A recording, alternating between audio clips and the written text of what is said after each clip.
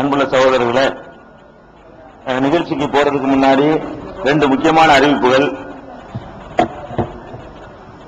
இந்த ஏகத்துவ கொள்கையை தமிழகம் முழுவதும் எடுத்துச் செல்வதற்காக அனைத்து தௌஹீத் ஜமாத் கூட்டமைப்பு என்ற பெயரில் ஒரு அமைப்பு உருவாக்கப்பட்டு அது இயங்கி வருவதை நீங்கள் எல்லாம் அறிவீர்கள். இந்த அமைப்பு தமிழ்நாடு முழுவதும் மக்களை சந்தித்து பொதுக்கூட்டங்கள், பிரசுரங்கள் வாயிலாக பிரச்சாரங்கள் நடத்துவது. இந்த மாதிரி சென்னையில் உள்ள பிரச்சாரத்தை சென்னையோடு நிறுத்திடக்கூடாது. தமிழ்நாட்டில் உள்ள பட்டி தொட்டிகள்லாம் தௌஹீத் பிரச்சாரத்தை கொண்டு போகணும். மக்கள் நரகத்திற்கு உரியவர்கள் ஆகிடக்கூடாது. அவர்கள் எப்படியாவது நிரந்தர நரகத்திற்கு போகக்கூடிய சிறுக்கில இருந்து விடுபட வைக்கணுங்கிறதுக்காக வேண்டிதான் அந்த அமைப்பு செயல்பட்டு வருகிறது. அந்த அமைப்பில் இருந்து வெளிநாட்டு அரசிடமோ வெளிநாட்டில் உதவி செய்யக்கூடிய வெளிநாட்டை சேர்ந்த இயக்கங்களிடமோ எந்த ஒரு பைசாவும் நன்கொடையாக பெறுவது இல்லை என்ற முடிவோடு செயல்படுகிற ஒரு இயக்கம்.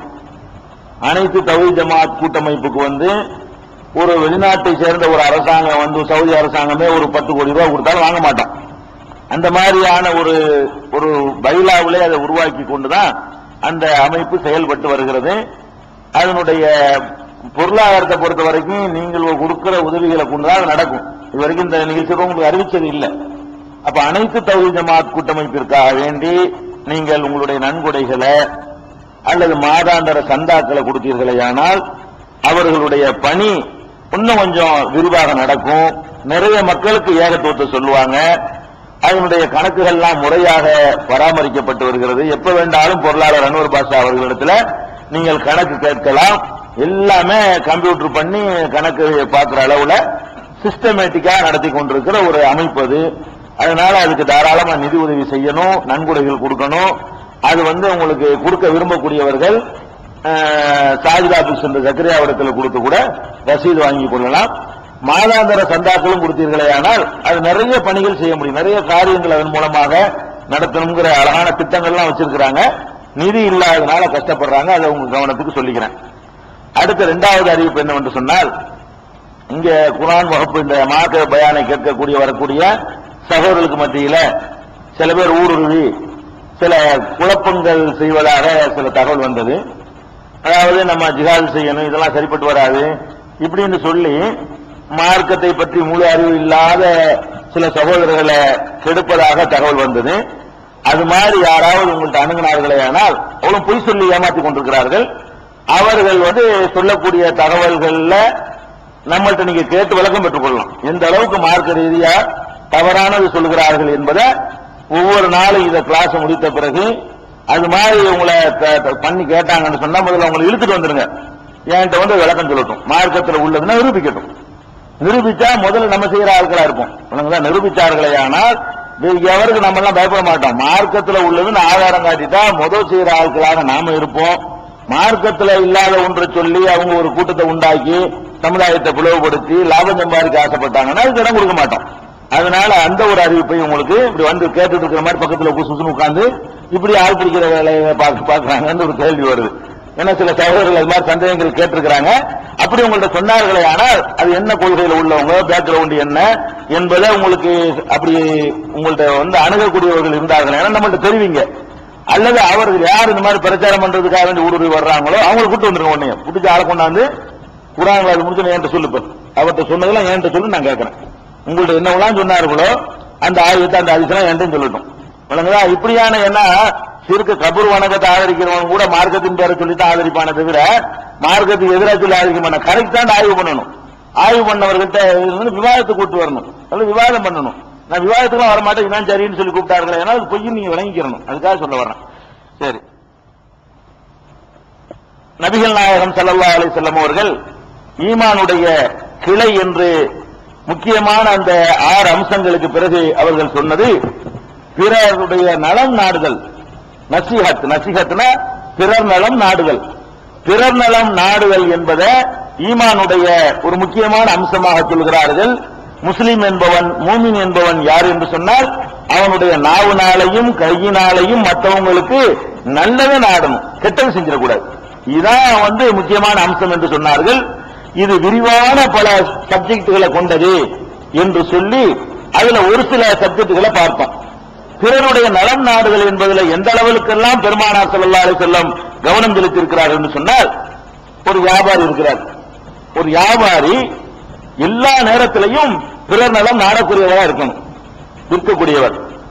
வாங்குறவர் இருக்கிறார, அவரும் எப்படி இருக்கணும் கேட்டா, வியாபாரியுடைய நலனை நாடக்கூடியவராக வாங்குறவரும் இருக்கணும். விற்கிறவர் எப்படி இருக்கணும் கேட்டா, வாங்குறவருடைய நலனை நாடக்கூடியவராக இருக்கணும். அதுக்காண்டி ஓசியா கொடுக்கணும்னு அர்த்தம் கிடையாது.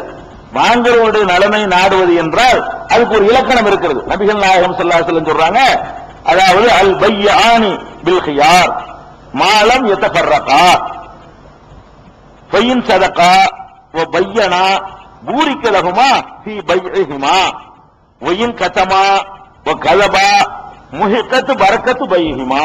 சஹீஹுல் புகாரி 2082. இதுல என்ன சொல்றாங்க ரசூல் ஸல்லல்லாஹு அலைஹி வஸல்லம், ஒரு விற்கிறவரும் வாங்குறவரும் அந்த சபையை விட்டு விலகும் வரை, பிரிகிற வரை ரெண்டு பேருக்குமே வியாபாரத்தை முறிக்கும் உரிமை இருக்கிறது. இதை முதல்ல வழங்கிக்கணும். ஒரு கடையில இதை நான் பேரம் பேசுறேன், 25 ரூபாங்கிறாரு. நானும் சரின்னு சொல்லிட்டு கொடுத்து இந்த பொருளை வாங்கிட்டேன். ஆனா இந்த இடத்துல நிக்கிறேன், நீ போயிடல, சபையை விட்டு பிரியல. திடீர்னு எனக்கு வருது, வேற ஒரு முக்கியமான மருந்து வாங்க மறந்துட்டேன், 25 ரூபாய் இதை வாங்கிட்டேன், ஏதோ ஒரு நினைப்பு வரும். இல்லங்க அப்புறம் வாங்கிக்கிறாங்க, நீங்க ரூபாய் தாங்கிறான், கொடுத்துடணும். நீ வாங்கிட்டே இல்ல, ரூபாய் வந்து இல்ல, முடிஞ்சிச்சுன்னு சொல்லக்கூடாது. எப்ப வியாபாரம் முடியும்? இடத்த காலி பண்ணாதான் வியாபாரம் முடியும் இஸ்லாத்துல. இடத்த காலி பண்ணாம வாங்கி பில்லு போட்டாச்சு. சில பேர் பில்லு நம்ம வேகம் நினைச்சுக்கிட்டு பில்லு போட்டாச்சு, பில்லு போட்டா ஒட்டி கேன்சல் பண்ண முடியாதா? அட பில்ல போட்டா பில்ல வாங்கி கேன்சல் பண்ணா என்ன சேல் டாக்ஸ் ஒத்துக்க மாட்டானே? பில்லு போட்டதுனால விற்கணும்னு அவசியம் கிடையாது. பில்லு போட்டாச்சு, அதனால திருப்பி வாங்க மாட்டேன்.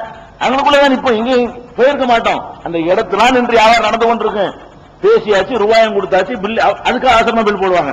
மனசு மாறக்கூடாதுங்கிறதுக்காக வேண்டி வேக வேகமா பில்லை போட்டு என்ன செய்யறது, கையில கொடுத்துடுறது. கொடுத்துட்டீங்க, சரி, இது தேவையில்லைன்னு நினைக்கிறான், அல்ல இதை விட நல்லது வாங்கலாம்னு நினைக்கிறான், அல்ல காசுக்கு வேற செலவு இருக்கு அதை மறந்துட்டோம் அப்படின்னு ஒருத்தர் நினைக்கலாம். அப்ப என்ன செய்யறான், இல்லங்க நான் வேணாம், நான் நாளைக்கு வந்து வாங்கிக்கிறேன், அல்ல வேற பொருள் வாங்கல, பிடிக்கலங்க, ஏதோ ஒன்று சொல்றான். அப்ப என்ன செய்யணும்னா, வியாபாரம் முடியவில்லை, நீங்கள் அவர் நலன் நாடக்கூடியவராக இருந்தால் வியாபாரம் என்ன செய்யணும், ரிட்டர்ன் வாங்கிக்கணும். ரிட்டர்ன் வாங்குற பழக்கம் உங்கள்கிட்ட இல்லைன்னா ஈமானுடைய கிளை உங்கள்கிட்ட இல்ல. அவன் நலத்தை நீங்க நாடவில்லை, பிறருடைய நலத்தை என்ன செய்யல, இன்னொரு முஸ்லீமுடைய நலனை நீங்க நாடவில்லை. இது முஸ்லீம் வியாபாரிகள்கிட்ட உண்டா? பெரிய பெரிய கடைகள்ல இருந்து சின்ன கடை வரைக்கும் நீங்க கடைபிடிக்கிறீங்களா? நாங்க எப்படா பில்ல போட்ட முடிவு கிழிப்போங்கிறது காத்துக்கிட்டு இருந்து அவன் ஏமாந்தாலும் சரி இருந்தாலும் தலையில கட்டிடுறது. தலையில கட்டுறது அல்ல வியாபாரம். நீ சம்பாதிக்கலாம், லாபம் வைக்கலாம், 25 ரூபா போல 50 ரூபான்னு வித்து தொலைஞ்சிட்டு போ. உன்னை அதுலாம் இதெல்லாம் கேட்கல, நியாயம் லாபம் வைக்கிறதுல தப்பு கிடையாது. ஆனால் அவன் வேணுமா வேண்டாமா என்று கடையை விட்டு வெளியே போறதுக்குள்ள அவன் எத்தனை தடவை மாறலாம், எத்தனை தடவை மாறினாலும் ரிட்டர்ன் பண்ணாலும் நீ வாங்கிக்கணும். வாங்கிட்டு போயிட்டு வந்தா அது முடியாது, திருப்தி பண்ணி வாங்கிட்டு போயிட்டு வந்துட்டேன். ஏன் அப்படி சொல்றாங்கன்னு கேட்டா, போன அவன் இதை வாங்கிட்டு போன பிறகு இன்னொரு பார்த்து இதை கேட்டிருப்பான், இல்லைன்னு இருப்பாங்க, அப்படிலாம் ஏற்படும். வாங்கிட்டு போயிட்டாருன்னு சொன்னா போன பிறகு இதே சாமா இருக்கான்னு இன்னொருத்தர் கேட்டிருப்பாரு, இவர் இல்லைன்னு இருப்பாரு. நீ அவனுக்கு வேற ஆளுக்கு வைக்கிறது கருத்து இருக்கிற, நீ ஸ்பாட்ல நிக்கிற வரைக்கும் உனக்கு எந்த இடங்களும் இதனால வரல, எடுத்த காலி பண்ணிட்டேன்னு சொன்னா நீ அவனவனுக்கு இறஞ்சல் பண்ணிட்ட. இப்ப யார் பக்கம் பந்து திருப்பது, இஸ்லாம் இவன் பக்கம் திருப்பது. நேற்று வாங்கிட்டு வந்து இன்னைக்கு கொண்டே கொடுக்க போறீங்க, இதை வாங்கணுங்கிற அவனுக்கு கட்டாயம் கிடையாது. அவனா மனதா பரிதாபப்பட்டு வாங்கினா தப்பு கிடையாது, அது ஒரு விஷயம். அவனா பார்த்து நேத்தன அவனை பரவாயில்லப்ப கஷ்டப்படுறதில்லைன்னு வாங்கிடலாம், அது பெருந்தன்மை. மார்க்க சட்டம் என்னன்னு கேட்டா, நீ நேற்று வாங்கியிருக்கிற, ஒரு நாள் பூரா வச்சிருக்கிற, அவன் இதை இன்னொரு ஆள்கிட்ட வித்திருப்பான், இது எவ்வளவு வேற மாதிரி ஆள்கிட்ட அவன் போயிருக்கும், ஒரு வியாபாரிக்கு நீ நஷ்டம் உண்டாக்குற, அதனால கூடாது. அப்ப நலன் நாடுவது என்பது விற்கிறவருக்கும் நலன் நாடுதல் இருக்கிறது, வாங்குறவருக்கும் நலன் நாடுதல் இருக்கிறது. அது எது வரைக்கும்னா சபையை விட்டு விலகிற வரைக்கும் உரிமை, ரெண்டு பேருக்கு உரிமை. அதுல என்ன செய்யலாம்னு கேட்டா, இப்ப நான் வியாபாரிக்கு என்ன உரிமை இருக்குது, வியாபாரி என்ன செய்யற, நான் 25 ரூபாய் கொண்டு வித்துட்டேன், நீங்க வாங்கிவிட்டீங்க. அப்புறம் எனக்கு ஞாபகம் வருது, இந்த நேற்று அவர் எடுத்து வைக்க சொன்னாரு, ஒண்ணுதானே இருக்குது, அவர் இன்னொருத்தர்ல பேசியிருந்தாரு மறந்துட்டமே அப்படின்னு ஞாபகம் வருது. அல்லது மேனேஜர் ஒண்ணு கணக்குள்ள சொல்றாரு, இல்ல முதலாளி வேற ஒரு ஆளோட ரூபாய் நான் முதல்ல வாங்கிட்டேங்கிறாரு, அந்த இடத்துல இந்த ஜாமான கொடு ரூபாய், ஜாமான கொடுத்தா ஒரு ரூபாய் இப்படி அவர் வாங்கிக்கிறணும். இடத்தை விட்டு பிரிகிறவுக்குள்ள இது ஒன் சைடான தீர்ப்பு அல்ல, ரெண்டு பேருக்கும் உள்ளது, ஒரு தரப்பான தீர்ப்பு இல்ல. வாங்குறவனுக்கும் நான் வாங்கிவிட்டேன், அதனால நீ திருப்பி கேட்க இயலாது, பில் வாங்கிட்டு இல்லப்பா கேட்க இயலாது. இடத்தை விட்டு விலகிற வரைக்கும் வித்தவரும் திருப்பி வாங்கிக் கொள்ளலாம், வாங்கினவரும் திருப்பி கொடுத்து விடலாம். அதை 2 பேரும் ஏற்றுக்கொள்ள வேண்டும். இது பிறர் நலம் நாடுவதில் உள்ள முக்கியமான